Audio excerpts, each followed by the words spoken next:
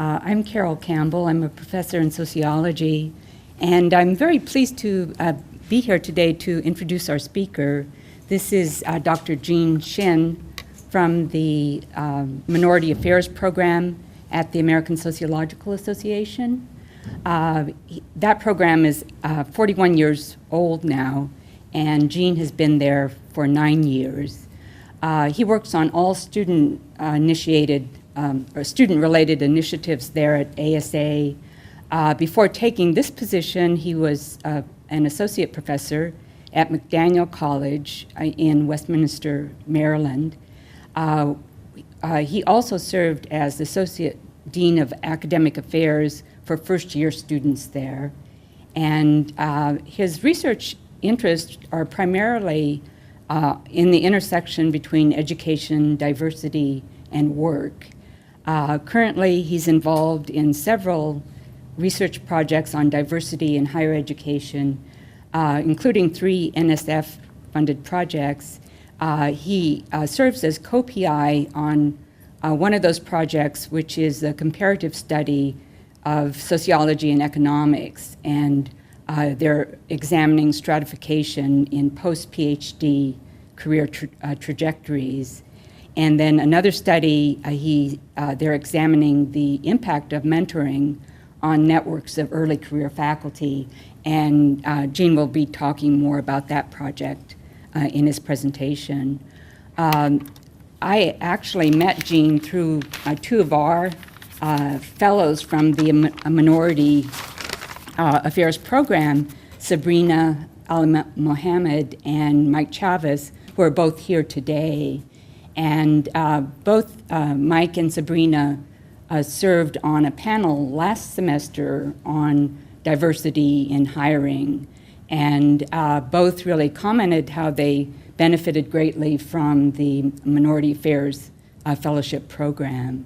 And so then through Sabrina and Mike, I met Jean, and I consulted with him on the best practices for diversity, and found that he spoke with just such clarity, and I was just so impressed with his expertise on these really critical issues and important issues on diversity in higher education. And I know that you'll be equally impressed with him here today. So, Jean, welcome. Thanks. First of all, thank you, Carol, and thank you to the entire Cal State Long Beach community. I've just had a terrific visit. I've been here for several hours now. I've gotten a nice tour and a very nice lunch, and it's been nice to meet folks from the different ends of the campus administration to faculty and students. As Carol mentioned, I'm director of the Minority Affairs Program at the American Sociological Association, and at ASA, we are actually very, very committed and I think working on a number of different initiatives regarding diversity in the pipeline generally of sociology and the social and behavioral sciences.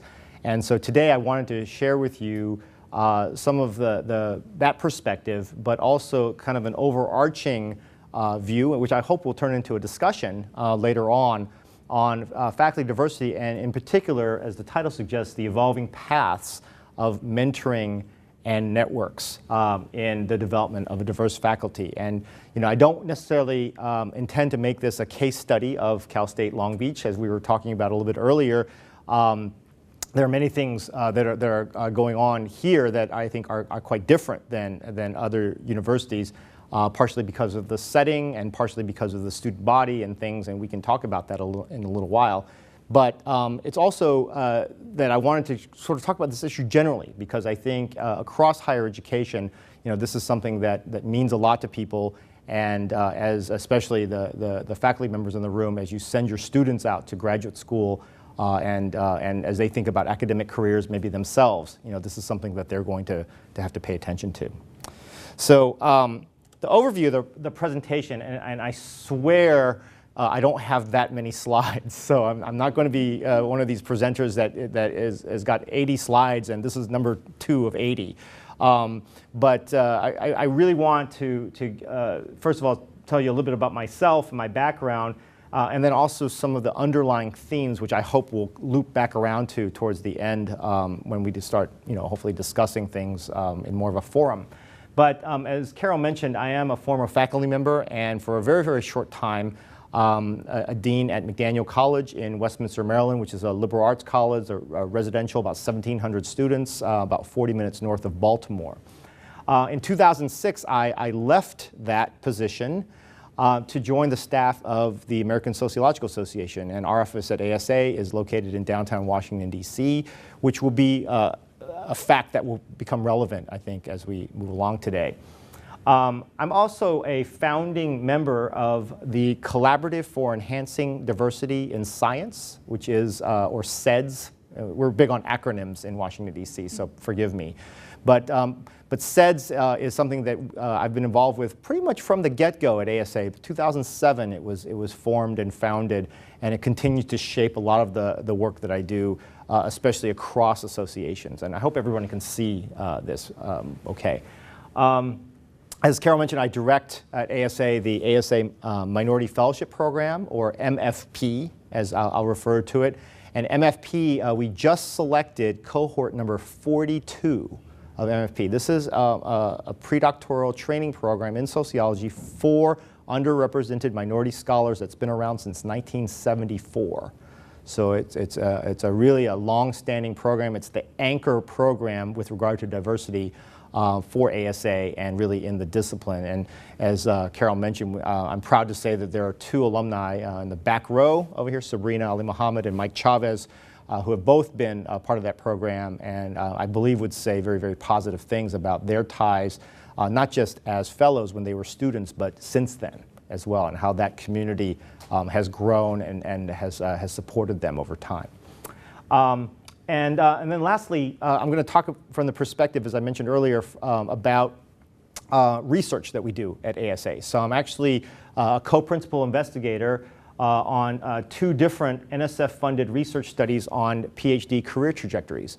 One that just ended last year was to study just sociology, and it compared MFP alumni actually with two comparison groups. One, the National Science Foundation Dissertation Improvement Grants awardees in sociology over a period of time, and then a control group of what we call random PhDs, I think, from that same period. And I'll talk a little bit about that study. And then I'm also currently a co-PI, so conveniently one got over in June, and we actually found out in July that we got the other one. And that is a new study that has just been on the ground since the fall, that is also funded by the National Science Foundation, but it is a comparative study of sociology and economics, and PhDs, African American and Hispanic PhDs in particular, in both of those disciplines, and looking at measures of placement and productivity and all kinds of faculty variables. But then moving on, as I'll explain, it's a study that is going to get into faculty experience, okay? Not just where people are and what they're doing, but how they're doing, and looking at the importance of networks and mentoring and senses of community and how they fit in with issues of marginality, inclusion, and exclusion. So some of the underlying themes I want to talk about and want you to sort of keep in the back of your heads as I move on today is that, number one, there is a need for social and cultural capital, and those are sociological terms, but I think a lot of people have heard of them, that continues into the faculty career. That is understanding the kinds of knowledge and background, and for lack of a better term, how to play the game, right, with regard to the faculty career, the faculty experience. This is something that I think people get in graduate school, but not necessarily always to the same degree. But I'm going to make the point that this is something that absolutely needs to continue into the faculty career. And I'm not just talking about the early career, later on the mid-career, and even the later career as people achieve different benchmark stages, right? But their roles change, their duties change, right, as they become themselves mentors and people who are senior people on their campus. The intersection of mentoring networks, community, and resources. okay, is something I also want you to pay attention to. Because some of the things, and I note that the administrators in here who deal with these resources on a daily basis, this is something that comes up, I think, over and over again. But to understand that resources are going to be, a crucial part of this discussion, but it's not necessarily just financial resources. We're talking about time, we're talking about energy, we're talking about charismatic authority, we're talking about, the ability to bring people together, right? These are the kinds of resources that I'm talking about as well. Addressing of diversity at both the structural level and the individual level, okay? As sociologists, and again, for the sociologists in the room, we're biased, right? We like social structure. We like structural explanations for things. And by structural explanations, I really am talking about sort of the bigger picture of how not just the academy works, but in this case, how underrepresented minority populations and in particular scholars have to navigate, the academy, right? But then as you talk about the individual level, yes, there are absolutely individual experiences, individual perceptions, individual, dealings on a daily life that matter as well. And so kind of keeping a track of the balance between both of those things. And finally, I think this might be the biggest takeaway point, hopefully, that you might get today, and that is that there is a difference, although they're related, between the quantity of representation, okay, building a critical mass, and I think you could apply this to students as well as faculty, right, and the quality of experience. Okay? I think that over time, studies of how to, deal with faculty diversity, studies, self-study, as well as external studies of dealing with faculty development have focused a lot on the first thing, right? How to just get numbers, how to get more people, this is true of PhD programs, right? How to get more PhDs completed, right, from underrepresented populations. But in doing that, I think what's been lost along the way sometimes has been the quality of the experience, okay? Again, starting in graduate school, but especially as you move into the early career, mid-career, and later career, how happy have people been? How satisfied have people been with their experience? How difficult has it been? Could things have been different, right? Had there been more support or more of a community or more mentoring or more networks? And that's something I think that it's sometimes hard to get a handle on, and we'll talk about hopefully some of the ways that might be done, because I think it's hard to measure, honestly, and it's something that's a work in progress. And later on, as I talk about the second study that we're doing a little bit more, I'll pass out some of the draft survey questions that we have that are building in our current project, and certainly can jump off that as a discussion point. Okay, so those are the who am I and the underlying themes. So one of the things I wanted to start with in terms of sort of this three-pronged look at diversity from the perspective of what I do at the American Sociological Association. So is the Collaborative for Enhancing Diversity in Science. Okay, and so this is aimed at trying to give you a sense of what associations are up to in Washington, D.C. with regard to this, okay? And so since 2007, and I'll move over here, CEDS has been a group of professional associations housed under the Consortium of Social Science Associations, or COSA. Again, another acronym that I have to apologize for. But COSA has been a very, very active player in the DC landscape with regard to advocating for social and behavioral science funding, for attention, for coverage, both within the association community, but also on Capitol Hill, and in generally speaking, the policy arena. So we're very, very proud to be associated with COSA, and they do a lot of advocacy and other kinds of work on our behalf. So, but with regard to CEDS, or the collaborative, the associations that are listed are really the partners and have been there from the get-go. So you'll see that there's a really wide range, and it's something that we take very seriously across the different fields. So AAAS is represented, their Science and Engineering Capacity Center. The American Educational Research Association. So some of you may have an education or ed research background.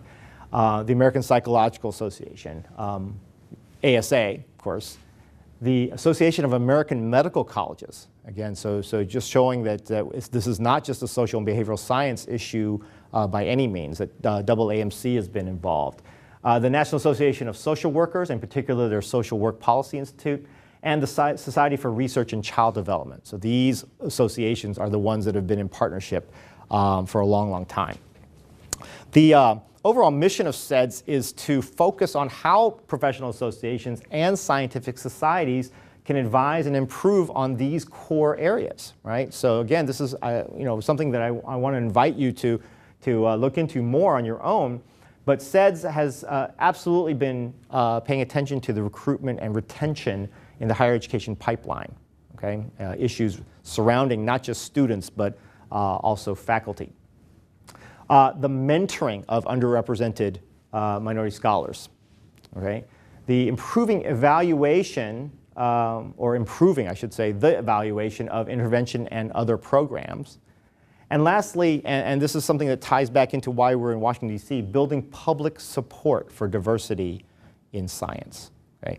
And I would argue that the mission of CEDS all along has been to integrate all of these areas, right? And doing so, engage in activities that link federal agencies, universities and colleges, professional associations and scientific societies, and private foundations, okay? And I would argue that this is no easy task, right? That all of those different audiences have their own political structures, they have their own funding structures. You think that all of those different entities talk to one another about these issues. They don't, right? And so, we've been trying, like mad to make sure that that happens on a more regular basis. CEDS has connected 40 years of intervention programming with past, present, and future policy discussions. Again, each of the major events that we've had, and we like to joke at CEDS that we're like the Olympics. So we had a major workshop in 2008, and then another one in 2012, and we have another one in the works for 2016. So every 4 years or so, we do something significant where we bring people together, and in each of the last two things we've brought together, we've had a congressional briefing that has happened right afterwards.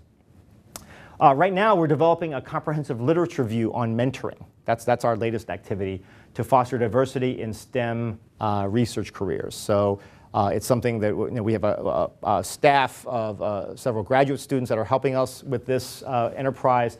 But what we'd like to do is make sure that literature view turns into perhaps another grant proposal down the road that we can again focus our efforts on.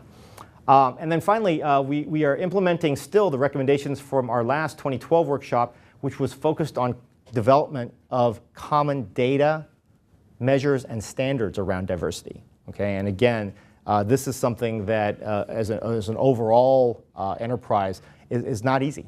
Okay, it's not easy to do. Collecting data on diversity, if we really want to get into the business of tracking people as they move through the pipeline, and finding out, again, not just where they are, but how they're doing, this is something that hasn't been done very consistently. And so CEDS is trying to make some recommendations on how this can be done both better and more efficiently. We've been building our website, and it's actually underneath the COSA.org website, so I invite you to go there under COSA.org and then /diversity. Okay. So that's CEDS, and I wanted to start with that because I wanted you to get a sense of what associations are up to, both individually in the ASA's case, but also collectively. Now, going back to the individual ASA level and a little bit more on the Minority Fellowship Program, I'm very, very proud to direct that program because I think, as I said before, that over 4 decades now plus, we have made at ASA an indelible mark on the discipline. We have had almost 500 people go through this program, 2 of which are sitting in the audience, proof that it can work, that it not only works in terms of helping students of color at the PhD level get done with their degrees, but also creates a community for them that is lifelong. Okay?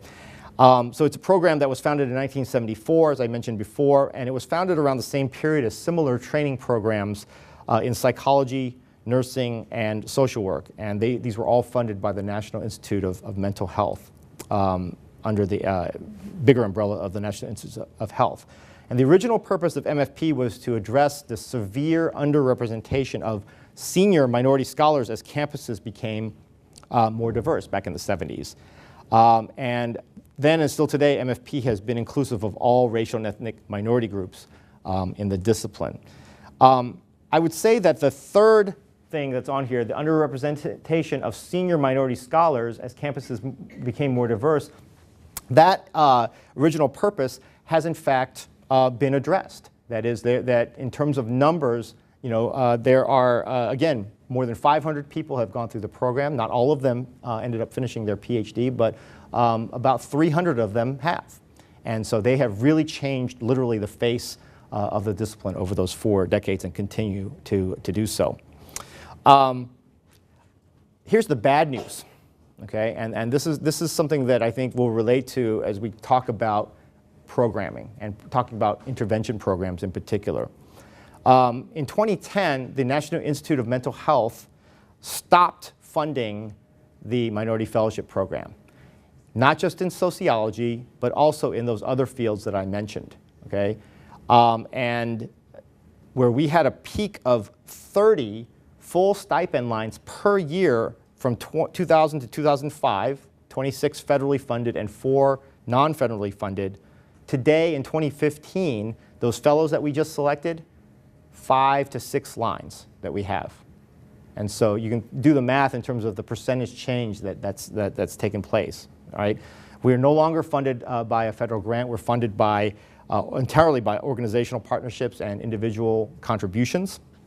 And instead of multi-year awards, these are now only 1 year in duration, all right, with no renewal. And we try to get the most that we can out of that 1 year of training and community, but it's very, very different than it was before. So, and I present that as bad news for obvious reasons, right? That in fact, the NIMH commitment to this kind of training and this kind of training through the associations, right, came to a grinding and a very abrupt halt.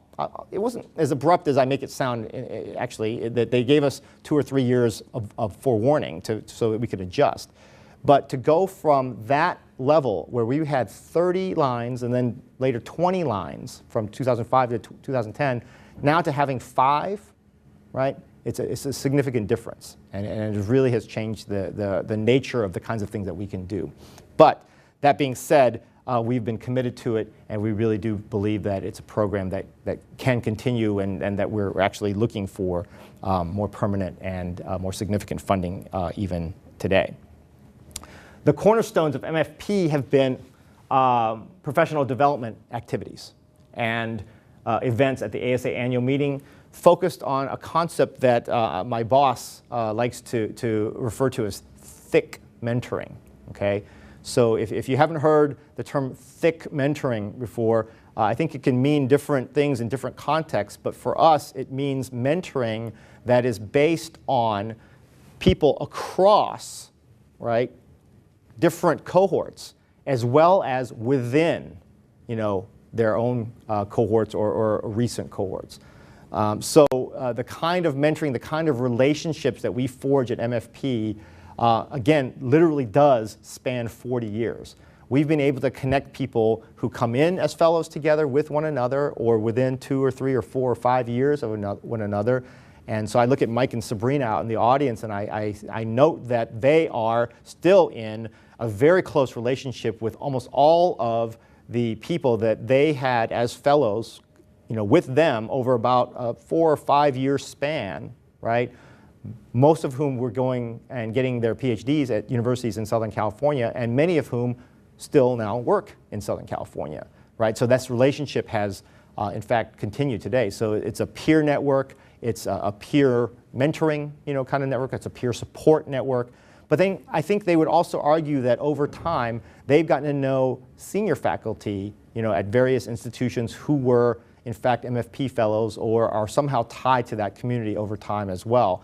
And it's through this association network, it's through this common thread that they have. All right? Mike has referred to it as a family, and it really does, I think, feel like a family to the people who are connected with it. So within and across MFP cohorts for 40 plus years, it's something we take very seriously. And we're actually using that thick mentoring model, right, to look into a pilot project that is in the works through the, and I apologize for more acronyms, the National Institutes of Health's National Research Mentoring Network. All right, they've been calling it Norman, which I really don't like as a acronym, or NERMAN, which sounds even worse. But the National Research Mentoring Network is actually a very, very recently awarded huge grant that was given to a coalition of universities headed by a PI at Boston College. And it is literally supposed to be the National Research Mentoring Network, at least with regard to the health and biomedical fields, that the NIH supports. And so we're looking at, because we had this history for a long time with NIH and that grant funding, many of our scholars are tied to health and mental health and medical kinds of issues.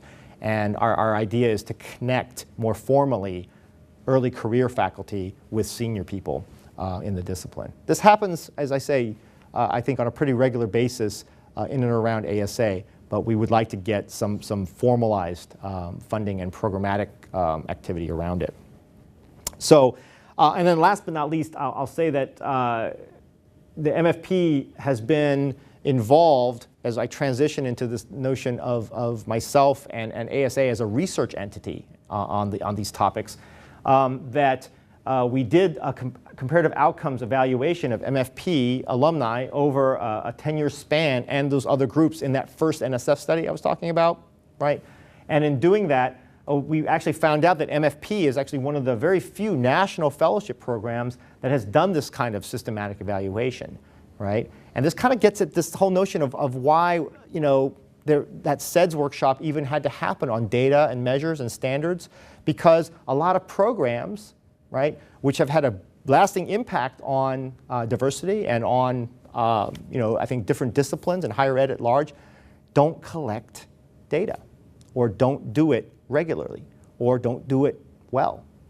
And so in order to kind of remedy that at ASA, to be honest, we had, before I got there, and I'm not necessarily taking credit for this, I'm just saying this was an enterprise that just hadn't happened for different reasons. I think the model for MFP was get people done, because that was the biggest goal with their PhDs, and then as they entered their post-PhD lives, oftentimes in faculty positions, it was sort of pat you on the back and say good job and good luck and swim. That was kind of the model. And since I've been there for the last 9 years, we've realized slowly but surely that we need to have more attention, more programming, more research, and just a mindset that mentoring, networks, community, resources, all the things that we've said are important about finishing the PhD, they don't change. In fact, they get more important. The stakes are even higher when people get into their faculty roles. Okay, so with that note, I'm also a researcher. And I would say I'm a researcher under the theme, generally, of this notion of two worlds in higher education. At ASA, some of our research has sought to better understand the experiences of underrepresented minorities in higher education. I should give credit to the PI of both of the grants, is my friend and colleague, Dr. Roberta Spalter-Roth, who is very recently retired from ASA as the research director, but continues to be a senior research fellow, and I think is as busy as ever with grant-funded projects at ASA and at George Mason University. So Roberta and I have examined this concept of dualisms, okay, in doing both of our studies, and in particular the first study, or two worlds as conceptualized by a very famous sociologist, one of the founding people in our discipline, W.B. Du Bois, that is experienced by both minority graduate students and early career faculty.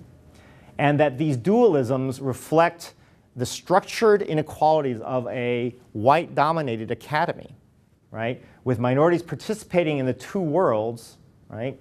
One, homogeneous and less powerful, that is their own communities, right? And whether that breaks down to their particular racial or ethnic backgrounds or people of color in general. And one heterogeneous and more powerful, that is the overall academy. And that scholars can either accommodate to them or attempt to overcome these inequalities, right? But that studying dualisms and the two worlds allows us not to just examine power relations and these structural inequalities, but more importantly, how minority scholars navigate these worlds, right? And so our first study was trying to get at what these dualisms were and what they meant to individual people. So it's this notion of understanding the structural side, but how does it really then affect the individual side? Well, the dualisms, as we did that initial first study, only in sociology, that were identified by respondents to a short survey that we did, were really on three different levels, okay? And the first level was mentoring. That is that the respondents saw mentoring as having two types. One was an instrumental mentoring that addressed skills and competencies and getting things done and turned in and navigating the process of the different layers that one has to get through in terms of both graduate school and then later on the process of getting tenure and promotion. But there was also a communal or psychosocial mentoring side that they identified as being important that was concerned with more the emotional needs that are involved in the academic process and issues about well-being. And again, this is where we get into the quality of experience, right? Happiness and satisfaction and work-life balance and comfort levels and senses of belonging. Those are the kinds of things that I'm referring to. Well, in addition to mentoring, there are also networks that they identified. So that this idea of what kind of networks are important to you became an issue.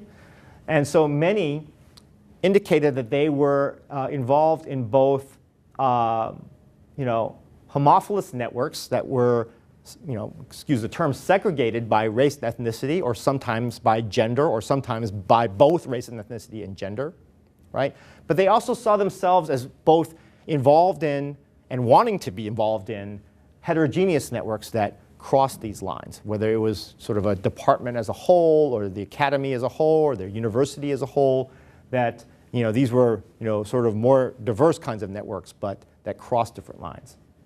And then finally, with regard to resources, they identified universalistic versus particularistic distribution of resources as an important thing. That you could get into this idea that there was a universal distribution of resources that affected everybody, that was merit-based, that you sort of had to compete for, and everybody was in theory equal with regard to their chances of getting these resources. But also there was a particularistic distribution that could happen too, that was, for lack of a better term, biased in some way, and that certain groups might be eligible for certain kinds of resources and whatnot. And this has been, as a side note, an interesting debate. A professor colleague of ours in sociology named Denise Segura, who is a professor at the University of California, Santa Barbara in sociology, did a study several years ago now for a committee at ASA where she found, and she was interviewing graduate students, and particularly graduate students of color, but both white and underrepresented minority graduate students. And she found that both groups of students thought the other group had more resources. So it was sort of this relative thing, that it wasn't just that the minority graduate students thought that the white students had more opportunities. The white students thought that about the minority students as well. And so she found that to be an interesting revelation, because this idea of who gets more and who gets what and who gets advantage, right, can be a relative thing when you're talking to graduate students and then later faculty as well. So I just thought I'd throw a side note in there because it's very interesting. Okay, so some conclusions from the initial study. One was that much still needs to be learned about the choices that URM scholars make in their careers. That our findings from the initial study showed that URM scholars are actually more likely to be employed at non-Research 1 universities. And so this was an interesting finding in the sense that Research 1 universities are, for better or for worse, still considered to be the ideal, quote unquote, career path. This is how you're socialized in graduate school, to think about where you're going to go after you finish the PhD. And what we found was that URM scholars either, and we don't have evidence to this, but either were dealing with some sort of mechanism of tracking or lack of access to opportunities that way, or perhaps they were making choices. They were making the choice to not pursue a career at a Research 1 institution like where they were going to graduate school, where they would face issues of isolation and marginality in terms of not just who they were demographically, but what they studied, how they studied it, that this was something that they wanted to avoid, right? And so that may have been going on. The other thing is that many URM scholars want to serve a particular kind of community. And this is what was coming out in some of the interviews that we were doing. That is that they were wanting to go back to communities that they had come from themselves. And so they wanted to go to smaller colleges or to community colleges, right? Or to master's comprehensive schools that were located in a particular geographic region, for instance. Or to minority serving institutions like HBCUs or Hispanic serving institutions. So, and our evidence from the first study didn't get at that, but it was just sort of, in terms of any sort of big conclusion that was official, but it was something that was being suggested. Okay, we also suggest that early stage sociology students of color, or scholars of color, excuse me, appear to be aware of the existence and the need to navigate the two worlds. Okay, that was kind of an interesting finding as well, that people, dealing with the academy, that until the academy becomes less of a white-dominated world, the desire of minority scholars to be part of an alternative, racially homogeneous world continues, even if that world has fewer resources in it. Right? That there was a need to want to do both. I want to fit into my department and I want to, fit into the university, but I also want my own community, as support, as where I feel safe, where I feel, like everyone else, where I look like everyone else, or I study the same thing as everyone else. So that desire, those two desires were there. And lastly, this is something that I think I absolutely want to highlight. We encourage the formation of more discipline-wide or institution-wide intervention programs for minority scholars, including students, early to mid-career faculty, and senior scholars. And I'll get back into that in a second here. That the whole idea of intervention programs may sound strange to some people, right? That what are we intervening in? Well, honestly, the idea of intervention programs like the Minority Fellowship Program for ASA has been predicated on the idea that there's been underrepresentation. And now, even if there's not underrepresentation in numbers at certain places, there's still an underrepresentation of experience, or there's an underrepresentation of success, or achievement, or productivity, all right, potentially. And so in order to address this, intervention programs, formal intervention programs that are housed at associations, that are housed at private foundations, and especially that are housed at individual universities and colleges, can make a huge, huge difference. And this is something that we wanted to put out there. Okay. We do have a new study. And the success of our former study, in talking with the National Science Foundation, they said, that's great, you have done a good job with sociology. We're not going to fund you anymore to do that. Bravo. they said, go find a partner and do a comparative study and we'll think about it. So we actually talked to a number of different associations in Washington, D.C., mostly on the hard science or natural science or physical sciences side, okay? So we actually had some conversations with people in physics. We had conversations with people in engineering, but the fit just wasn't there. Partially it was because their disciplines and their needs were, and their numbers were so different from ours that it wasn't going to be easy to do. And then partially because their structure or their setup of their research arms wasn't consistent. So instead, we reached out to our people, our colleagues in economics, and we actually found a fit that economics at the National Science Foundation anyway is in the same directorate, and the Social, Behavioral, and Economic Sciences Directorate.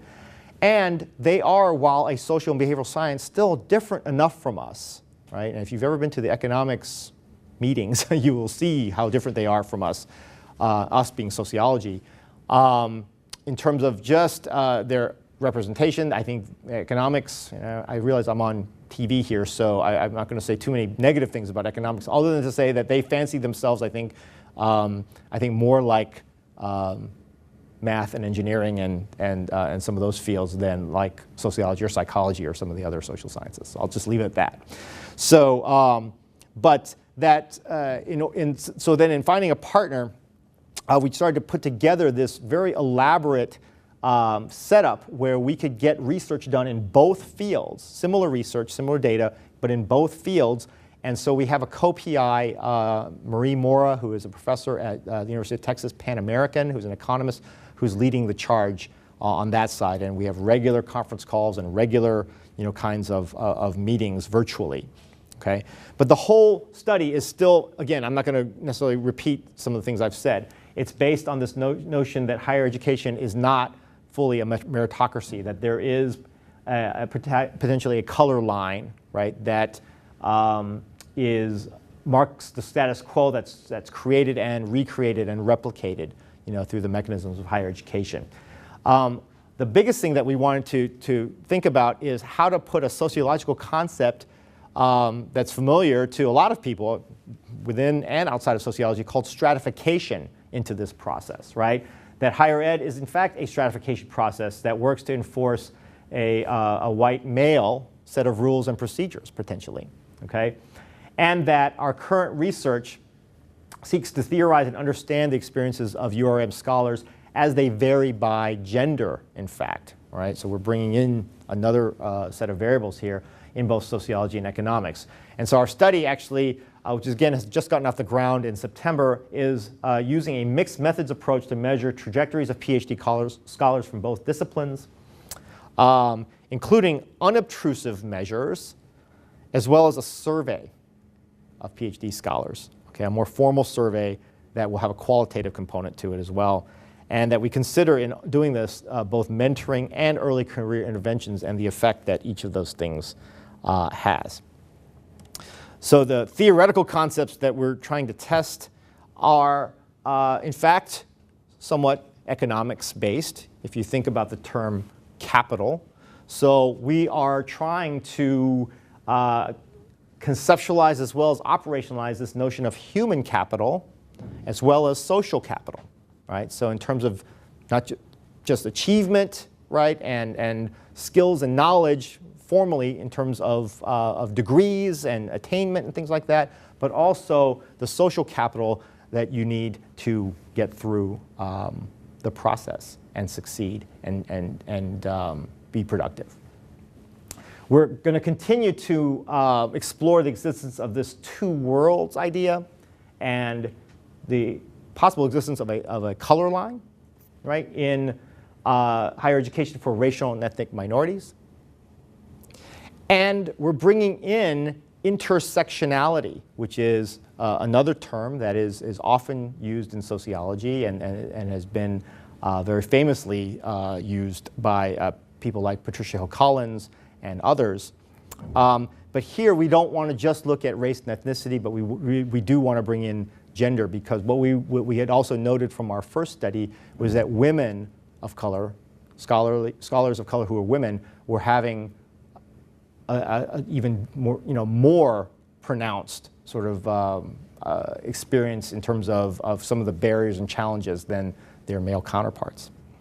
And then finally, again, this notion of professional networks, and more importantly than that, marginality to those networks. That is, not only are you part of networks, but do you fully feel integrated? Could you be more integrated to those networks? Okay.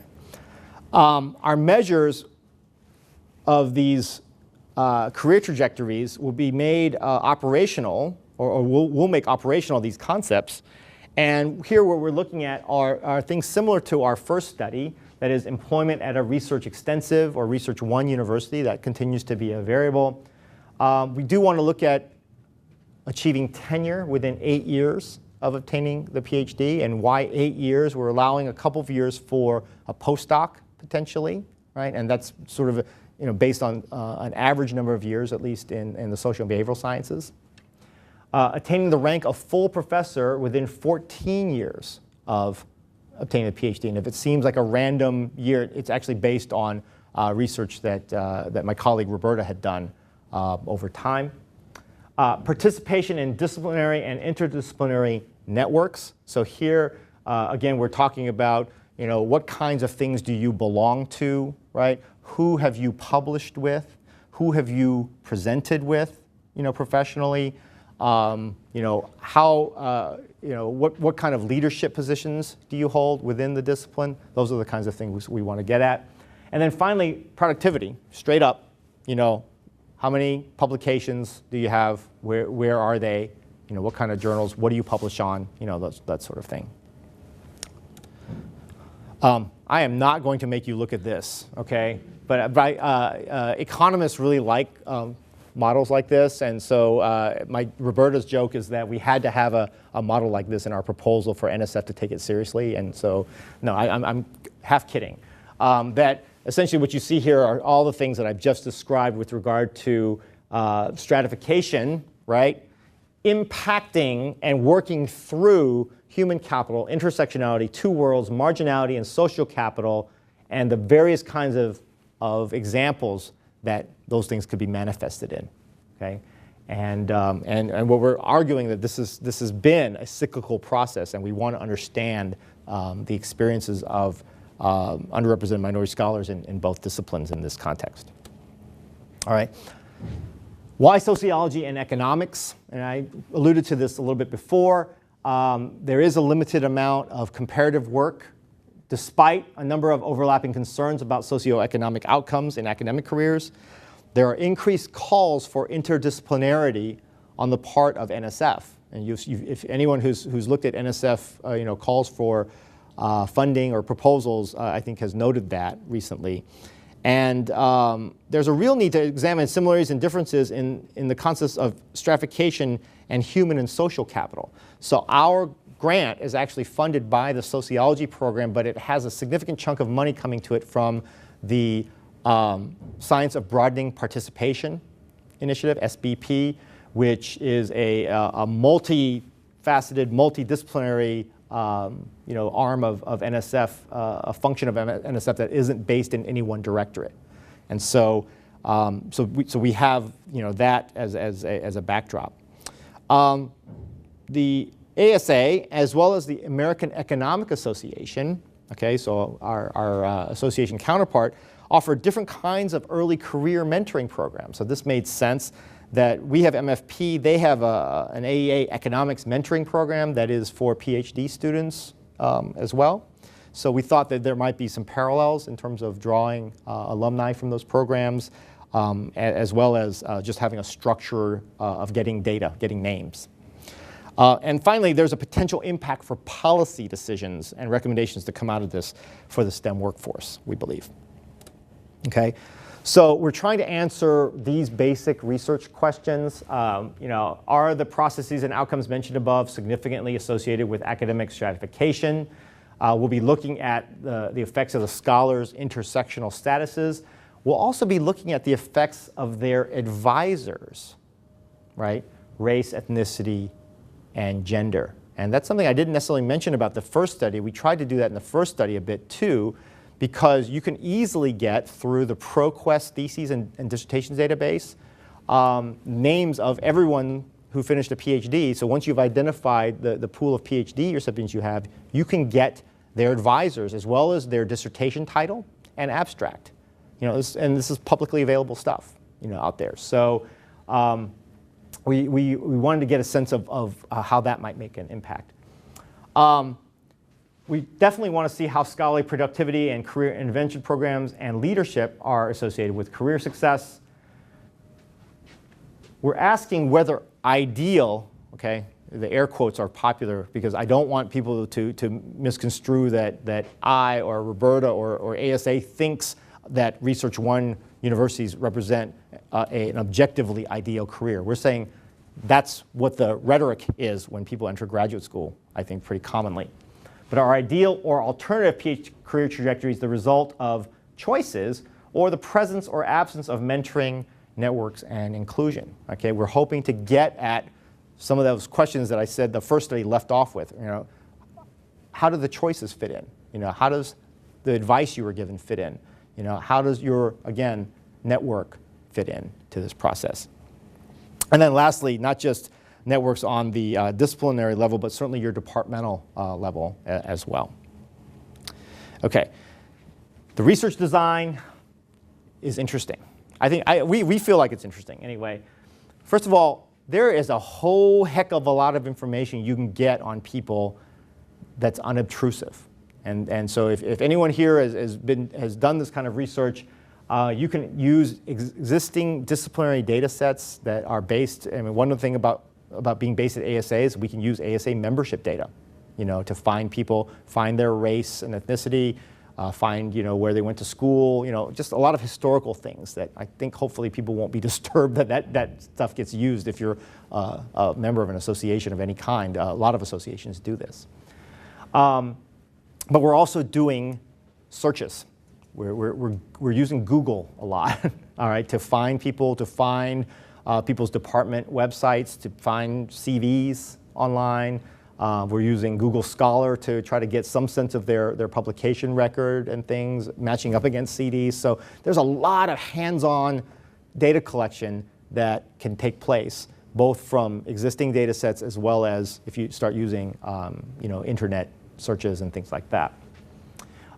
We are hoping, not just hoping, we're planning to do a survey instrument with qualitative analysis where we do some questioning about where people are working and all the basic stuff, but we also want to ask questions about their experiences in the department with regard to social networks, with regard to participation in departmental kinds of activities and functions, who they work with in terms of a collaborative or scholarly sense, and issues of marginality.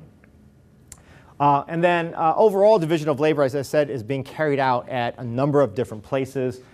6 research sites, including ASA, UT Pan American, which is actually going to be merging next fall with UT Brownsville. I don't know if people knew this. They're going to be UT Rio Grande Valley, UT RGV. So, but right now it's UT Pan American, George Mason University, where Roberta's located, Georgia Tech, Duke on the sociology side, and then on the economic side, in addition to UT Pan American, Langston University, which is a historically black university in Oklahoma. So we have an economist colleague there. So, I hope, without making, sort of too much light of this, that you can see why NSF was interested in this, because it's multidisciplines, it's also multi-sites, it's multiple kinds of institutions, right? And we have multiple people working on this in terms of not just faculty representatives at each of these sites, but a team of students, right, at each of these sites. So it becomes a training opportunity, hopefully, for those students to see how data on diversity and data on PhD careers is collected. Okay. This is really my last slide. So if you've been counting and patiently waiting for that moment to happen, you've arrived at this, okay? So in all of this, right, illustration of what associations do, what ASA does, what researchers can do, and how I individually fit into this process, or all three of those processes, right? I hope you've gotten some idea of the kinds of variables at play, right? And the kinds of things that universities and colleges, and in particular, if you want to bring it back here to Cal State Long Beach, what faculty and administrators and students and anyone who's interested in these issues can think about, okay? So we actually have a set of discussion questions that we put out for different audiences and that we have done as we were developing the proposal for this, right? And one of them was, which of these concepts resonates with your experiences with your former students, right, for the faculty members here, or mentees' experiences in the academic world, right? And if for those of you who are professors, for your current experiences in the academic world. Are the measures that we have described, or I've described here, adequate, right? I'm not saying that they are. I think that there is, a limit to sometimes what you can get after in any one study with regard to measuring both success in this point, right? But also, the kinds of things that factor into that success. One of the things I was talking to someone earlier is that I don't know that there's ever going to be a way that we can measure how someone would have done had they had more support, right? And I'm talking that, there are senior faculty members of color, but I think across the board, you talk to senior women faculty members will tell you the same thing, that they've achieved different benchmarks in the discipline. They've achieved tenure, they've achieved full professor, they've become department chair. And again, I'll joke here that department chair, I think, seems less of an achievement for some of the folks in this room than a curse. But they've achieved, or they've become administrators. And every step of the way, as they've done that, it's been hard. And it's been harder than maybe it had to be, right, in their mind. And so, how do you get at that sort of thing? And that's something that I think we're continuously struggling with. I'm not sure that we're going to be able to truly do that in this study, but it's something we're aware of. What kind of capital appears to be the most important for career success? That's something we want to get at. How can intervention programs like MFP or the AAA mentoring program, along with DITE, and I just want to let you know that in economics, there is something called the Diversity Initiative for Tenure in Economics that's housed at Duke University, that one of our colleagues in economics and one of the advisory board members we have for our project, Sandy Darity, who's a professor of economics and public policy at Duke University. He runs that, and he's also interested, actually, as this project goes along, in potentially, forming a counterpart in sociology that would be called DITS. Actually, I don't think it would be called DITS, but it would be DITS, Diversity Initiative for Tenure in Sociology. Okay, it'd be that kind of counterpart.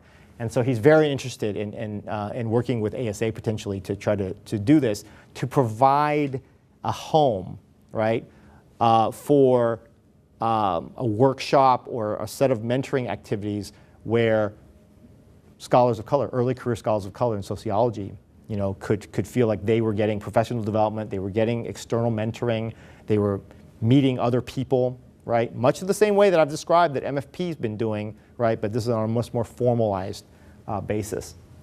And then finally, can there be other initiatives that connect mentoring networks, community, and resources for faculty members at different stages? And I'll open that up to you all in a discussion. What are the kinds of things that you've either been involved with or have experienced or would like to see, go on? And then lastly, I'll make this optional, and I'll pass this out, but we may or may not necessarily get to these questions, but just for your consideration, do the draft survey questions appear valid and adequate for measuring the webs of inclusion and exclusion that we're talking about here? Just trying to get at what is really at the heart of people's productivity and success. So I will actually leave you with that. My contact information is listed. I'm very easily reachable via email. My phone number is there too. My cards are up here if people want to follow up at any point, if you have questions about any part of this. But I would like to actually use the remaining time, which I hope I've timed correctly, for a bit of a discussion, a bit of a forum about this. And like I said, I'll pass out these survey questions so that people can have them to keep with them. So thank you.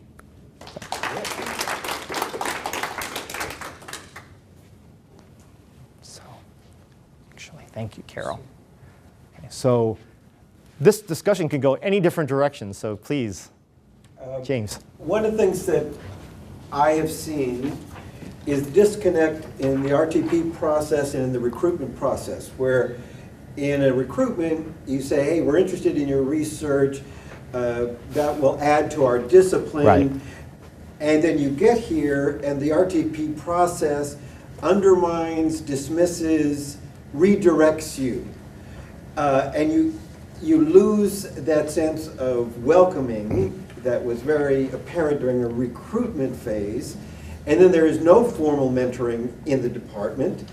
And you have that flounder re-isolation and this pressure under RTP, and then you can't even voice what you're experiencing for fear of retaliation about the process, and you're not a good team player. So how do you get at that? Because the RTP documents do not explicitly support this. So you verbally say we do, then you find out we don't. Or they'll say that's community service what you're doing, it's not scholarship, because it's evolving in different ways, but they're not up to that evolved state yet. Right. And you watch a kind of demoralization process and a kind of status quo muting of your own experience, and you have nowhere to go even to share that frustration and experience. Yeah, you know, this is, so one of the underlying themes that maybe I didn't even list here is as you can probably tell, I'm a big fan, a proponent of professional associations and the role that they can play in this. And one of the arguments that I'll make over and over again is that you know, the value of professional associations, particularly in the social and behavioral sciences in this context, is really, really unique.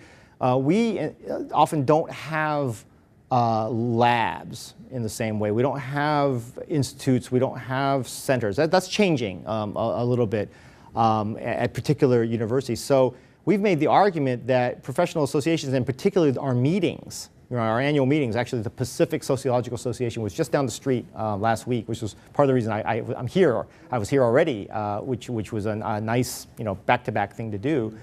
But that those mechanisms can be a way not just for junior faculty or early career people to understand you know, how things work at other places so that they can know what questions to ask, you know, as they get into this. And I understand that's not what you're saying, because some of this is just hidden. It's unspoken. And if I'm hearing you right, things sometimes are switched, you know, once someone, you know, necessarily gets here. But I think what we're trying to do is also, you know, at meetings and different workshops and things that we do at ASA is to support mid-career and later career faculty in terms of, you know, being aware of these issues as well, because they're the ones serving on these committees, right? And if they can, you know, try to, I think, have these issues in mind, have them be more aware of these dynamics at work, you know, hopefully, you know, it's just a more open process. I will tell you, I mean, there's a limit to this. I mean, one of the things that we don't do is get involved in individual, you know, tenure promotion cases. You know, so it's funny because everyone looks to associations, even as I'm saying all this, for guidance and for, you know, on everything from professional ethics to teaching and learning kinds of things and stuff. But we never have gotten into an individual tenure promotion case, I think, as an advocate for one of our members and things like that. So I say all of this with a grain of salt that in the end, what we can do is try to educate individual faculty members who are on either end of the expectation process, but at the same time understand that individual universities, you know, are unique. Maybe that's the euphemism of the day, unique political and social climates, academic climates with regard to, you know, tenure and promotion. So I don't know if that helps. Is that something that I think you feel like is at all getting more transparent? Yeah, like one of our faculty members did a fantastic study on African American PhD experience, and what that study shows is the level of dissatisfaction, isolation, fear of retaliation that is never voiced in the program. So when you ask the faculty mentor about them, they have this glowing thing of how brilliant these students are. But if you ask them what their experience has been, it's that two-world thing. Right. And we're not bridging the two worlds at all. We're not even admitting, I'm glad that framework is, sadly, that collision of two worlds is the most persistent single way to look at the problem. And yet I'm seeing almost no conversation, even admitting that that's the case.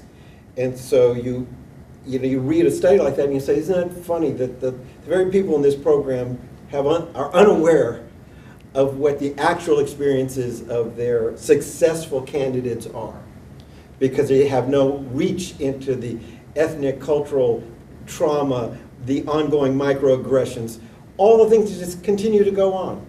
And that you say, well, I can't even talk about microaggressions, they'll think I'm this, they'll think I'm that. And so you're in this very circular dissatisfaction cycle as you progress. And even as you said, even when you achieve that achievement, it's a qualitatively different experience. No, thanks for sharing that. I think that it's something that we want to get at more. I think that the fact that the current study is still underway means that, and it can take several different directions, means that we have time to shape this. And so people have actually started to make some real concrete and very useful suggestions about the survey, which I realize we're not going to have time to necessarily talk about in depth. But if you have other feedback on that in particular, I really would welcome some correspondence after this if you have time, because it's something that we want to get at experiences as candidly as possible, right? And assure people that this isn't going to get away. I mean, this is one of the reasons we are just being very, very careful with not just the kinds of questions we're asking, but to make sure that there's no identifiability, there's no anything that people have to worry about with regard to anyone finding out it was them, so to speak. We'll do the best we can with that. But yeah, so thank you for that suggestion. So, yes. Have you done anything with training of department chairs and evaluators so that they're more sensitive to issues that other minority groups might experience? We actually have a very active and very, very well-organized academic and professional affairs program at ASA. My colleague Margaret Vitullo is the head of that. And so the prongs that we have at ASA are actually very integrated in the sort of like-mindedness that we have. So we have a research arm that actually has a new director, John Curtis. We have what I do in minority affairs and student affairs. And then we also have Margaret, who runs chairs workshops and directors of graduate study workshops at every annual meeting. She also houses a group that consults with different universities, departments with regard to self-study and accreditation kinds of issues called the Department Resources Group.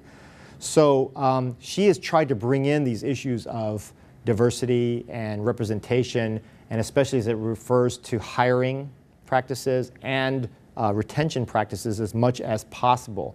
I think understanding that chairs have a lot on their plate that they can be trained or that you can have workshops on and things like that. But she's very actively tried to do that. So I think that ASA actually, and I'm biased here, but does a pretty good job of balancing issues of training, issues of getting feedback, issues of development of certain roles, as well as an awareness of things like diversity and representation and broadening participation issues as any association out there. What we're trying to do a better job of is actually disseminate what we do as in terms of best practices or in terms of just partnerships and a mindset to other associations as well. I'm not saying that other associations don't do this. I think that they do, but I think that we have a very coordinated and very like-minded staff that tries to do this wherever we can together.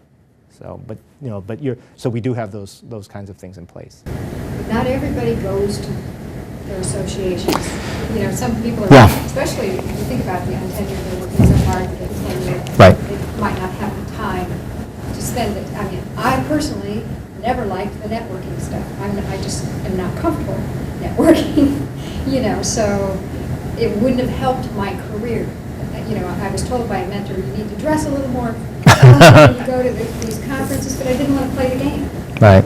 And I was an older student coming back, and I got my PhD when I was 45, so you're non-traditional, so, and I'm in business, so. But what's interesting about your comment about being told you have to network or you should network or you should I mean that's a whole nother issue of advice that as a woman you should dress a certain way or not.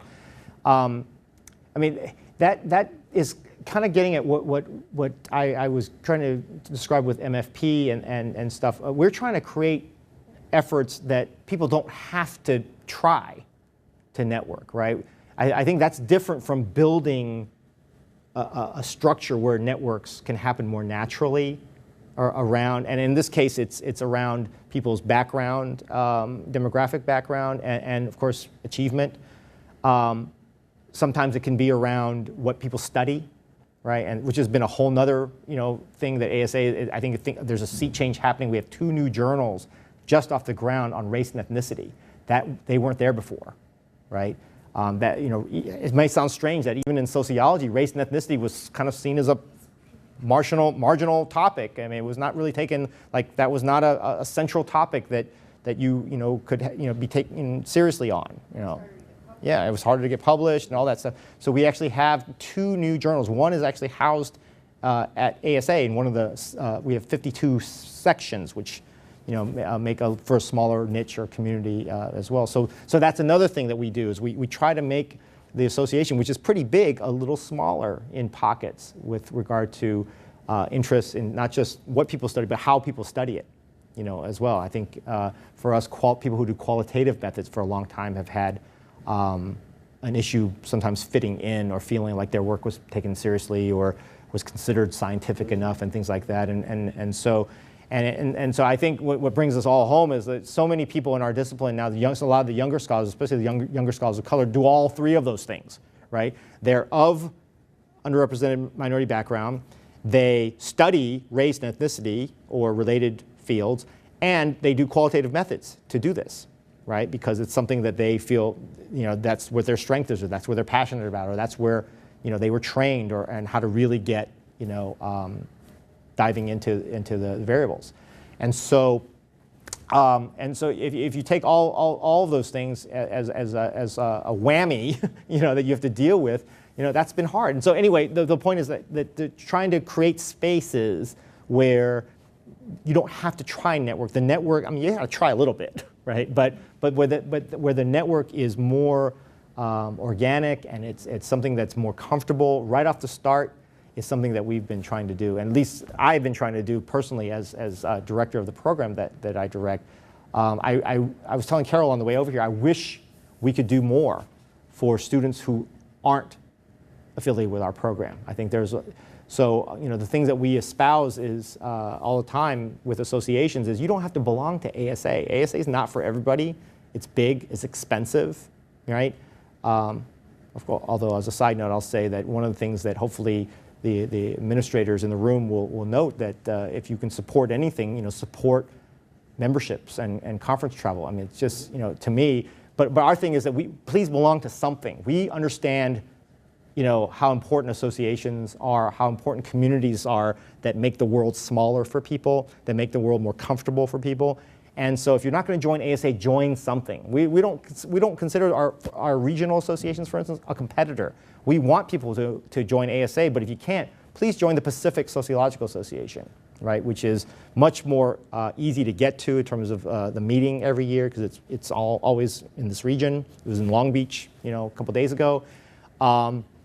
But more than that, so many associations now have listservs, they have other committees, other ways to get involved that are just a way to stay connected and to feel like you can deal with the internal world of your university, but you also have this external world where people can not only understand the variables that you deal with on a daily basis as a faculty member, but also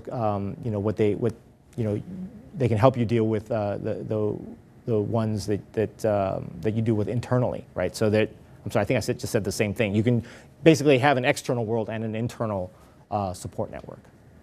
So, yes, Dave. Gene, I really want to thank you for this, I think, unique picture. A lot of us haven't seen this, and the commitment that sociology has had for 40 years now, and the work that you and SEDS are doing. It's encouraging to know that there are people working in Washington thank you. To address the problem there.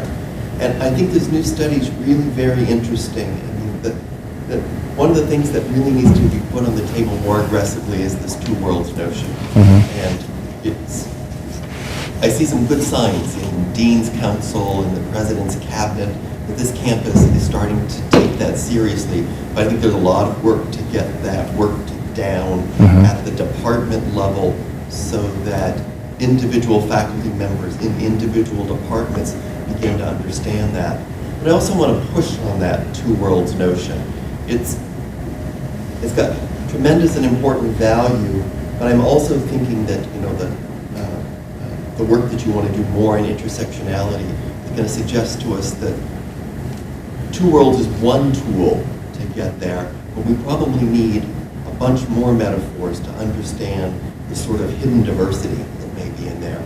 For example, should a person be a transgendered member of a Hispanic community, that person's experience is not just two worlds. It's going to be more than that. If, in the current study, you anticipate that you'll be able to push us to some new metaphors to help us not to let go of that notion that we really have to address the underlying privilege issues that are in the university. What's the next generation of things that we all need to understand, whether we're in a more or less privileged world or a more or less than privileged world? And that's a terrific suggestion, because I certainly don't mean to suggest that intersectionality only comes in the form of race, ethnicity, and gender. I mean, there are so many identities. I mean, heck, I would say that this notion of what you study and how you study it is part of that identity, as well. Being a first-generation student for so many people is part of this as well. Geography is part of this as well.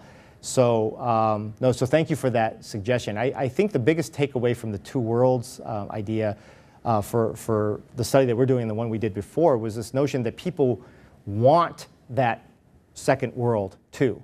And that's hard to grasp, because I think that universities who have done a good job at embracing diversity and embracing inclusion often feel like, well, as long as we make everyone feel comfortable in the same space, we've done our job. And a lot of times that's true, and it's great. And in fact, that makes for a great environment. But I think the notion that sometimes people in that two worlds mentality want their own world too, right? At times that is only for them, right? That's something that we're trying to get at as well, in terms of the value of that. And believe me, it's controversial, because this kind of gets at this notion of, well, why do certain kids always sit together in the cafeteria, right? Or why does there have to be a club for this, that, or the other? Like, if we're trying to be inclusive, or we're trying to be multicultural, people understand that the need for that space is there, right? And so, but if you throw in intersectionality in that, then you're really talking about a complicated thing, but a necessary thing. And let me bridge to that. Thanks for bringing that up, because one of the things, I'm the founding director of our Multicultural Center. For 23 years we've been doing this. Okay. And what I've discovered and what I've built as a new model is called the Declaration of Interdependence, which is, we teach culture in a self-segregated way, which re-preserves its division, and we don't see each other in each other's achievement.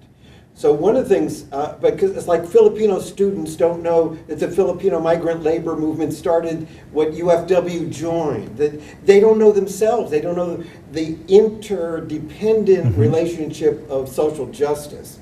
So that's one piece that I think we need to move towards is an interdependent model where they don't see all of this contribution. Plus, yeah, I use the phrase that we're all composites of culture.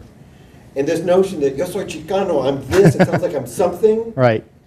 is an illusion because we're composites of culture. And we need, as Gloria Anzaldúa says, we need to, all the facets of our face need to be there. The Anglo, the Spanish, the Jewish, in my Latino-ness. But we're never brought the global realities, the long-term things, so that's our challenge. Is like they never even quote Dr. King talking to Cesar Chavez, and not once have I heard these beautiful quotes of Dr. King talking to Cesar Chavez saying our separate struggles are really one. And so you have a Dr. King event here, a Cesar Chavez here, and no one ever puts them together. No one shows that they were then mutually brought in by Mahatma Gandhi's philosophy, that it was international, domestic American, it was all of these things. And we've got a new calendar in America that redistributes our separateness. And so, yeah, the next steps, in my experience, is this interdependent conversation that allows a Latino to see the multiple dimensions of contribution of cultures they thought were different and separate from them, were part of their own success, and they don't even know it. And I think that's one of the things I've been putting together, that I just kept feeling, what's missing? There are these, and it seemed that we just reinscribed separate, and even culture becomes, divisive by definition, Right. as opposed to collaborative in reality and in history. Well, it's a great point. I'll finish, because I know we're ending our time soon, by saying that it's always a bit of an epiphany to people who are involved with the Minority Fellowship Program when they come aboard, because we talk about the history a lot. And I think, especially in sociology, young scholars are sort of, they think, well, this diversity stuff has always been around, right, in sociology, and we're leading the charge in higher education. And I have to remind them, no, the need for the Minority Fellowship Program, was there right in parallel with the heels of the Civil Rights Movement, and because this was in the late 60s, early 70s that this all happened in academia, right?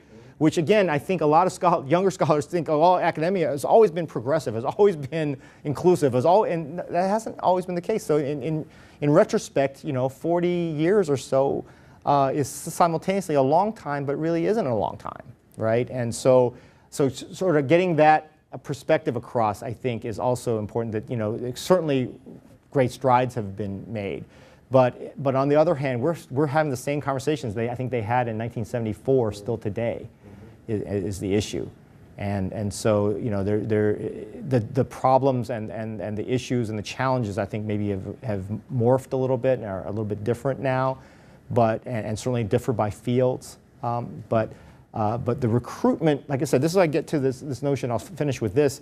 I think the quantity issue is starting to get addressed, at least from our standpoint, right? But the quality of experience issue, the quality of life issue, professional life as it merges with personal life, that's where we haven't gotten a good handle on just yet. And we're still thinking about good ways to do that. And so that's going to be our ongoing challenge, I think, not just with this study now, but with future studies as well. How can we get people, in much the way you're saying, to give us information, be honest, right? How can we get information from the other end, from the mentoring end and from the administrative end that's also similarly honest and frank and candid, and merge those things together to create some better practices. So anyway, well, I thank you all for your time. I know it's a busy time of the semester, so. Thank you, Gene. That was awesome. Yeah, let me take your card. Oh, please do. I'd love to review those questions. Please do. You know, I would really be interested in your feedback.